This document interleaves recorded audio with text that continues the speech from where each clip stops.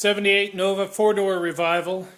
Talking about the fender rust repair and weld and then subsequent body filler patch. Plus some other things. So let's do that. So the Duraglass is on, and then I got polyfill, that stuff there, just to smooth off that patch. Once I got all the paint off, I realized that the this panel had really taken a beating from whatever had hit this side of the car. It just had a ripple effect all the way down.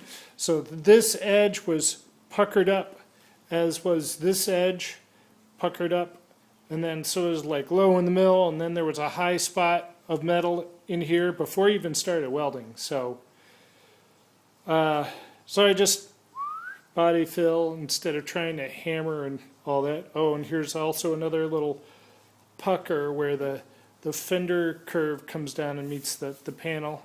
And I decided to just leave that alone. Because if I hammer it down, the metal's going to go somewhere, and I don't want to mess up this curve. It's right at the end of the curve, so it's fine for now. I'll see what it looks like once I start addressing it. So yesterday I went over and helped Mark Fatstercat at Second Gen Garage to help him clean up after his flood. So that was fun. That was nice. Very gracious host. Gave me some good food, and we got some work done. It's a nice thing about the YouTube garage, not just getting information and constructive criticism, but also just having good people in the garage. So I don't go out and meet people easily. That's stepping outside of my comfort zone again. So for me, this whole YouTube project, getting on YouTube, shooting videos, doing the car, committing to the project, talking to people about it, showing my errors and all that, that's all stepping outside of my comfort zone. So it's a good thing. I think anytime you step out of your comfort zone, it's a good thing. So I would encourage everybody to get out of their comfort zone. So as a part of a thank you for my going out there, he gave me a couple things for the Nova. Something he wanted to see on the Nova. Oh, sorry, it's so shiny. It seemed to get a little bit of a polish. I polished it up when I got home.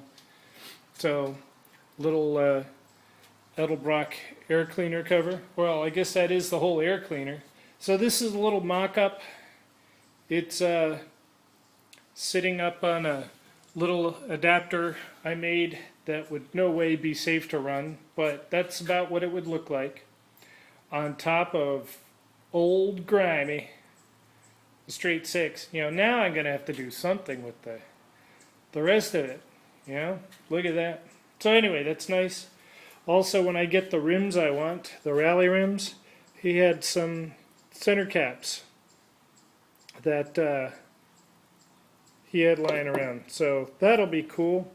So little aesthetic touches that Mark can see when the car is done. He'll have his little footprint or fingerprint on it.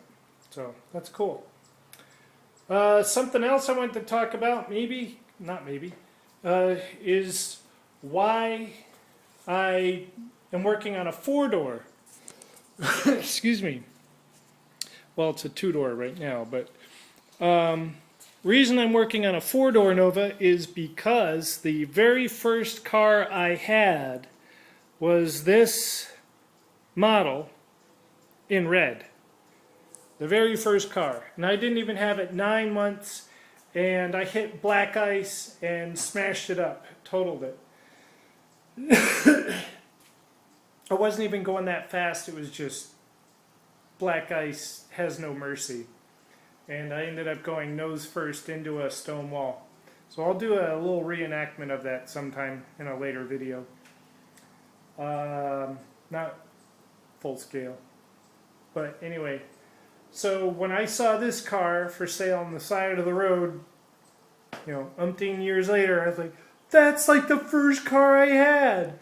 And so working on it and sort of prettying it up is redemption for me for smashing up that first car.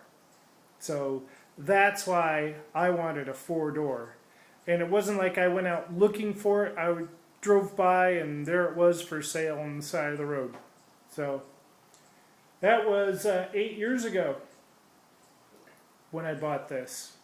And had it running 1 year and then sat in the garage the whole, until April of this year when I got it running on my third or fourth YouTube video. So anyway, that's why I'm doing the four-door thing. My wife wants to do a souped-up Nova two-door, the generation before this, the cool Novas. So after this is done, after she gets into nursing, then that'll be the next project car to do a proper Nova.